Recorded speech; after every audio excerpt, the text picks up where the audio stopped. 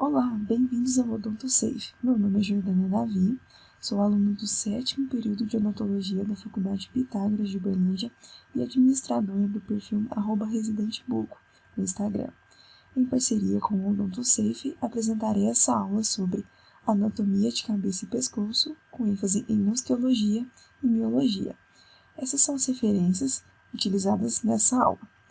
Então vamos lá aos assuntos que serão tratados. O roteiro da nossa aula está dividido na parte de osteologia, com ossos da face, suturas, forames, zonas de resistência e fragilidade da face e ossos do pescoço.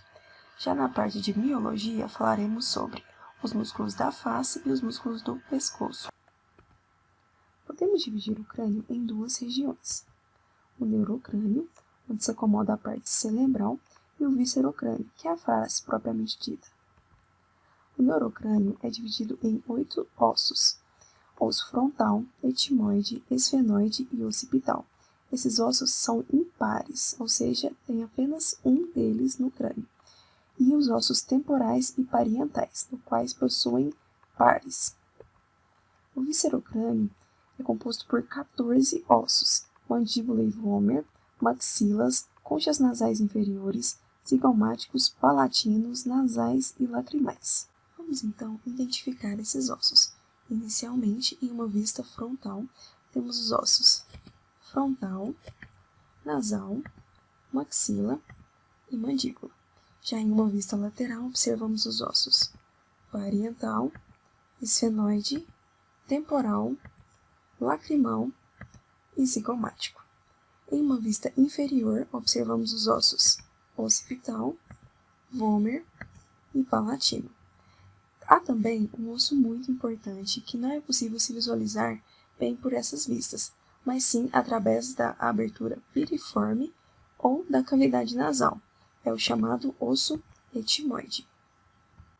Entre esses ossos temos as suturas, que nada mais são do que articulações fibrosas que ligam um osso ao outro. Essas suturas possuem nomes. Normalmente, para se formar o nome de uma sutura, basta fazer a junção do nome do osso que se articula. Ou seja, em uma vista lateral, temos o osso esfenoide e o osso temporal. A sutura que está presente entre esses dois ossos é chamada de sutura esfenotemporal. Porém, temos suturas que já possuem nomes específicos. Por exemplo, em uma vista superior, temos a sutura coronal, sutura sagital e sutura lambidoide. E também temos a sutura escamosa ou temporoparietal. Lembrando que a mandíbula ela não se articula com nenhum osso, ela apenas tem uma ligação com o osso temporal. Mas essa ligação é a origem da ATM, a articulação temporomandibular, que estudaremos melhor posteriormente. Além disso, os ossos possuem forames, que são orifícios que conferem a passagem de nervos, artérias e veias. Em uma vista frontal, observamos os forames supraorbital, zigomático facial e forame infraorbital. A mandíbula possui 2 forames de suma importância: forame mandibular, forame mentoniano. Em uma vista inferior, observamos os forames incisivo, palatino menor, oval, espinhoso, lacerado, jugular, estilomastoide, forame magno, condilar e forame mastoide. E também temos o forame do canal carotídeo, de suma importância, pois ele passa a artéria carótida. A cavidade craniana, além de apresentar todos os forames vistos anteriormente, também apresenta um forame que não é possível ver em uma vista inferior, é o chamado forame redondo. 2 ossos muito estudados na odontologia em geral são a maxila e a mandíbula, que além de suportarem os dentes, possuem zonas de resistência e de fragilidade. As zonas de resistência são áreas que suportam grandes forças. Já as zonas de fragilidade são áreas mais propensas a fraturas. As zonas de resistência da maxila são também chamados de pilares. Aqui temos então o pilar canino, que vai desde o alvéolo do canino, passa pelo seio maxilar e pela cavidade nasal, e o seu término acontece na borda supraorbital. O pilar zigomático vai do alvéolo do primeiro molar, passa pela crista infrazigomática, pelo processo zigomático da maxila e pelo corpo do osso zigomático e continua pelo processo do osso frontal e do osso zigomático. E o pilar pterigóideo, que começa no alvéolo do terceiro molar, passa pelo processo pterigóide do esfenoide e finaliza no processo piramidal do palatino. As zonas de fragilidade da maxila ou fraturas da maxila são as famosas Leforts. Temos então a Lefort 1, que é também chamada de horizontal, subapical ou Guerin. A Lefort 2, em formato piramidal. E a Lefort 3, que no caso seria a disjunção crânio-facial.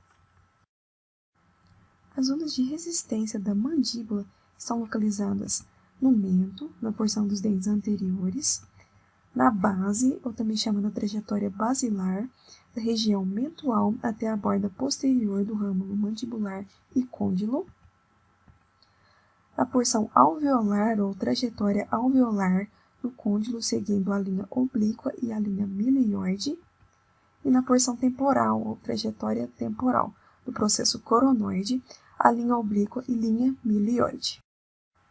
As zonas de fragilidade da mandíbula são compostas por diversos tipos de fraturas: coronoide, condilar, do ramo, ângulo, corpo, sínfise e alveolar. Vamos agora então falar sobre os ossos do pescoço. Temos aqui então a coluna vertebral e os ossos do pescoço ficam localizados em sua porção cervical. O osso que faz a ligação entre a laringe e a mandíbula é chamado de osso hioide. Apresenta-se em formato de U e não se articula com nenhum osso. Ele é suspenso pelos ligamentos estilioides do osso temporal e se fixa nos músculos supra e infraioides do pescoço. As vértebras cervicais podem ser divididas em C1, também chamada de atlas, C2, também chamada de axis. Essas vértebras são consideradas atípicas, ou seja, elas não apresentam característica comum dessa região.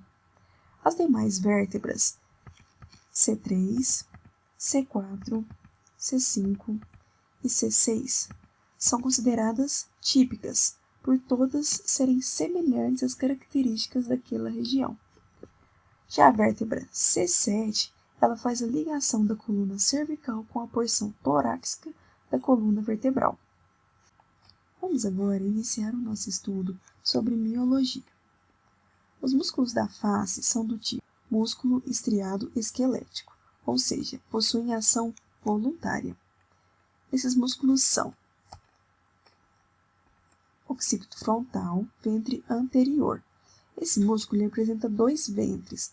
O seu ventre anterior está localizado no osso frontal e o seu ventre posterior no osso occipital.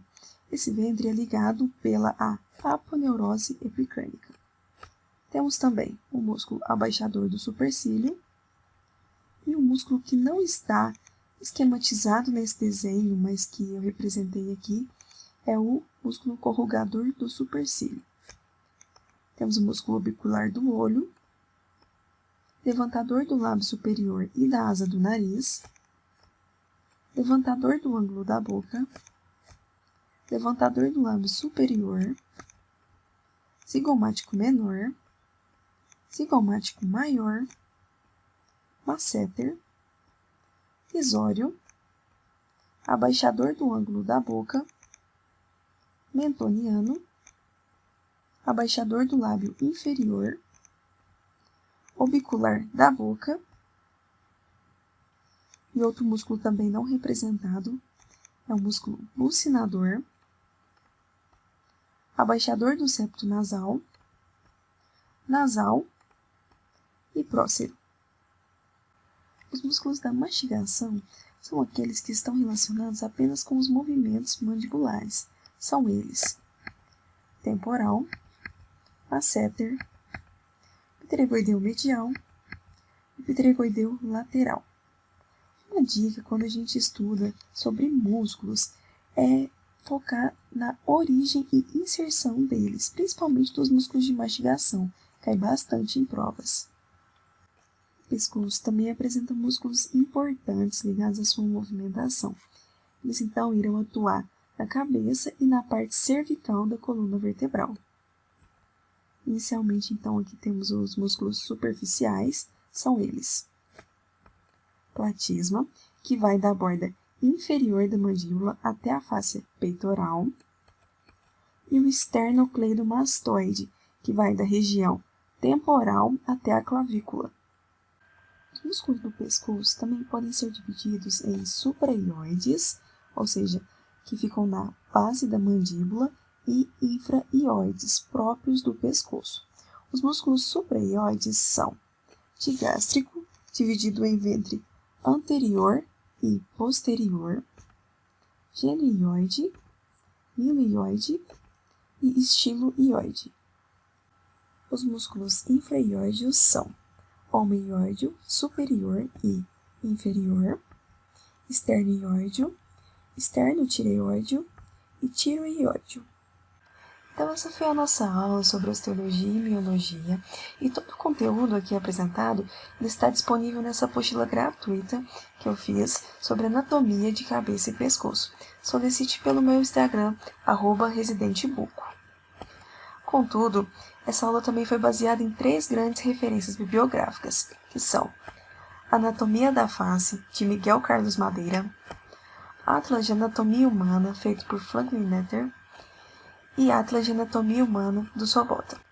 Agradeço ao Odonto Safe e seus parceiros pela oportunidade de apresentar essa aula, e agradeço também a você por ter acompanhado. E qualquer dúvida, estou à disposição. Obrigada!